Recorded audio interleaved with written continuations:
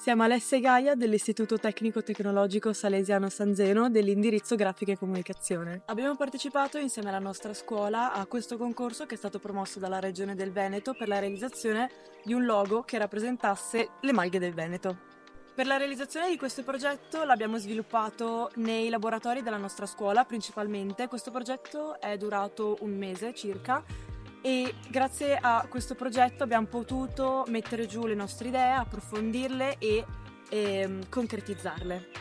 Questo logo verrà utilizzato dalla Regione del Veneto per identificare tutte quelle malghe che attraverso una legge che hanno stipulato rispettano alcuni criteri che hanno imposto. Grazie a questo progetto abbiamo sicuramente acquisito delle nuove conoscenze, ci siamo interfacciate sul paesaggio che ci circonda, sul paesaggio delle malghe, abbiamo conosciuto nuovi aspetti e inoltre grazie a questo percorso che abbiamo fatto abbiamo l'onore di vedere in modo concreto questo logo applicato appunto nelle malghe che seguono questi criteri.